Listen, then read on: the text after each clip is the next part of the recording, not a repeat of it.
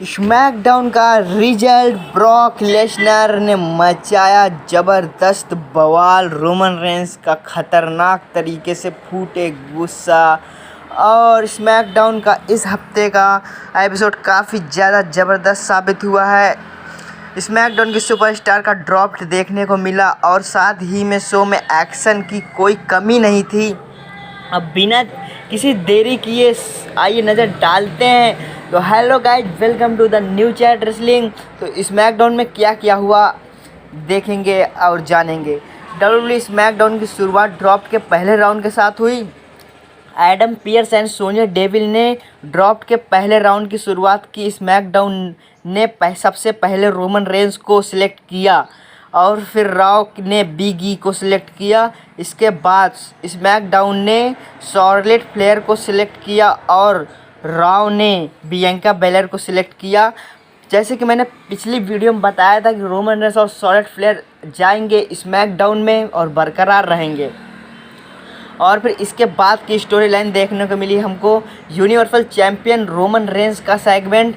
Roman Reigns और Paul Heyman ने entry की। रोमन रेंस ने अपनी टी शर्ट की तरफ इशारा करते हुए खुद को नंबर 1 बताया और फिर क्राउड ने को उन्हें एक्नॉलेज करने के लिए कहा। हेमन ने उसके बाद रेंस की तारीफ करते हुए कहा कि अब डीमन की स्ट्रीक ख़त्म हो चुकी है और क्राउन जेबल में लेसनर के खिलाफ मैच के बाद भी रोमन रेंस ही यूनिवर्सल चैंपियन बने रहेंगे।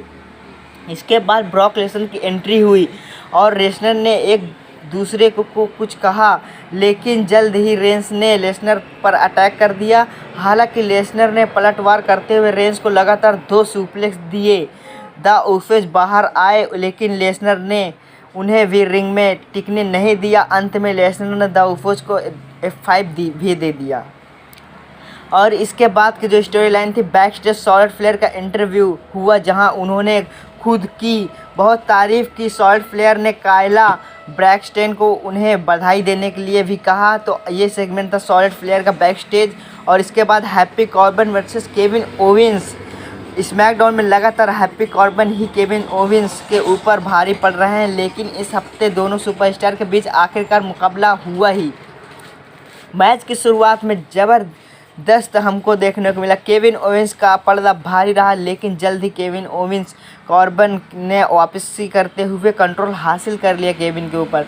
इस मुकाबले में के दौरान कई ज़बरदस्त मूव भी हमको देखने को मिले और अंत में कॉर्बिन ने ओवेंस को एंड ऑफ डेज देते हुए पिन कर दिया और जीत दर्ज कर ली और हैप्पी कॉर्बिन ने मैच जीत लिया और हंसते हुए वहाँ चले गए।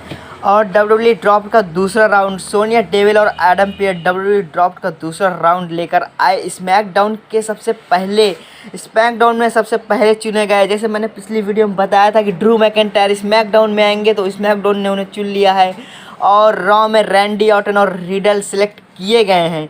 स्मैकडाउन में द न्यू डे को सिलेक्ट किया है और रॉ ने एजे को सिलेक्ट करते हुए दूसरे राउंड को ख़त्म कर दिया। तो बात साफ है कि बिग ई और न्यू डे अभी 2 साल से हमको एक साथ देखने को नहीं मिलेंगे, क्योंकि स्मैकडाउन में जा चुके हैं न्यू डे और बिग ई रहेंगे रॉ में। पिछली बार थे रॉ में न्यू डे और बिग ई थे स्मैकडाउन में, फिर से चेंज कर दिया गया है।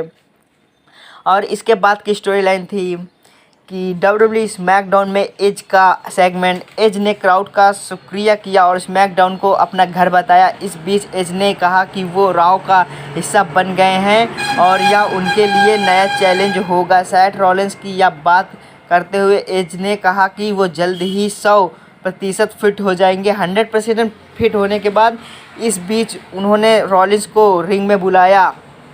रॉलिंस बिग स्क्रीन पर नज़र आए। जहां वो रिंग में बुलाया तो बिग स्क्रीन पर नज़र आए एजे स्टाइल का सेगमेंट हमको देखने को जो मिला था, उसकी बात हम बाद में करेंगे। तो एज के घर के बाहर थे और एज फटफटा कर बैक स्टेज से भाग गए और दूसरी तरफ एज के घर के अंदर चले गए सेथ रॉलिंस, और लेकिन उन्हें वहां पर कोई नहीं मिला। एज ने अपनी पत्नी को फ़ोन करके जाने को मना कर दिया और इसके बाद ये सेगमेंट यहीं पर समाप्त हो गया और रॉलिंस एज के घर में आराम से लेटे हुए थे।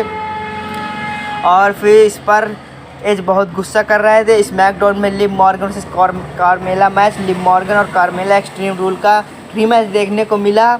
हालांकि कार्मेला ने लिव मॉर्गन को साथ ही में माइंड गेम खेले, लेकिन अंत में यह मुकाबला शुरू ही नहीं हो पाया। और इसके बाद की जो स्टोरी लाइन थी, WWE ड्रॉप का तीसरा राउंड, सोनिया डेविल और एडम पियर ने ड्रॉप के तीसरे राउंड के पिक्स का ऐलान किया और स्मैकडाउन ने सबसे पहले Happy Corbin and Mad Cap Moss को चुना।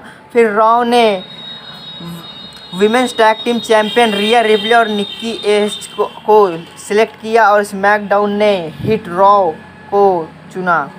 तो रॉ ने कीथ बियर कैटली को सिलेक्ट करते हुए तीसरे राउंड को समाप्त कर दिया और स्मैकडाउन का ड्रॉप का सीज़न समाप्त हो चुका है, पहला राउंड।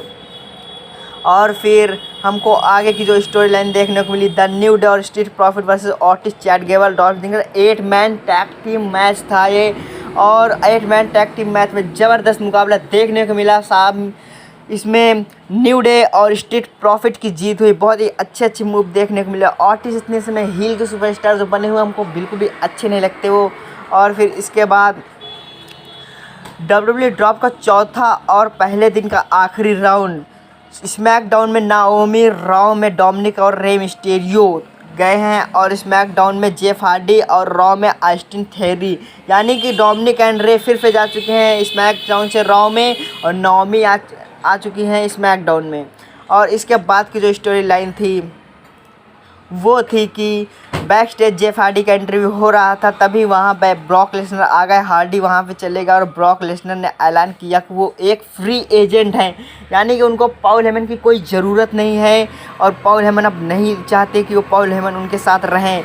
इसी के साथ ही उन्होंने अपना खास दोस्त पॉल हेमन का भी शुक्रिया अदा किया कि उन्होंने इतने साल उनके साथ बिताया, अब वो उनकी कोई ज़रूरत नहीं है। रोमन रेंस काफ़ी गुस्से में नज़र आया और उन्होंने पॉल हेमन को साफ तौर पर कह दिया कि वो रॉ में जा कर के इस बात को सुनिश्चित कर दें कि द उसोस स्मैकडाउन में ही रहें। इसके बाद द उसोस को भी रेंस ने रॉ में जाने के लिए कहा और बोला कि अगर यह काम पूरा नहीं होता तो हेमन का बुरा हाल कर देंगे, यानी कि अगर रॉ में चले गए तो छोड़ देंगे रोमन रेंस पॉल हेमन को। और स्मैकडाउन का मेन इवेंट हमको देखने को मिला वुमेन्स डिवीज़न का, Bianca baler versus Sasha Banks. WWE SmackDown में मेन इवेंट साशा बैंक और बियंका बेलर के बीच देखने को मिला। दोनों सुपरस्टार रेसलमेनिया मेन इवेंट में लड़ ही चुके थे। इस मैच में ज़बरदस्त समय में बियंका बेलर ने कंट्रोल हासिल कर लिया था और फिर साशा बैंक के पास बढ़िया मूव्स के जरिए कमबैक किया और फिर इस मैच में बियंका बेलर को पिन करना चाहा, लेकिन किकआउट करने को देखने को मिला बाहर। फाफा बैंक ने उनको पिन कर दिया और मैच को जीत लिया। और इसके बाद फाफा बैंक ने धमाकेदार तरीके से मैच ख़त्म कर दिया मैच। और इसके बाद जो हमको फिर वहाँ पर देखने को मिले शॉर्लेट फ्लेयर आई और वहाँ पर शॉर्लेट फ्लेयर आकर के दोनों को बियंका बेलर और साशा बैंक को बहुत ही बुरी तरह अटैक कर दिया और यहीं पर रॉ समाप्त हो गया और रॉ की रेटिंग में काफ़ी अच्छा फेरबदल हुआ।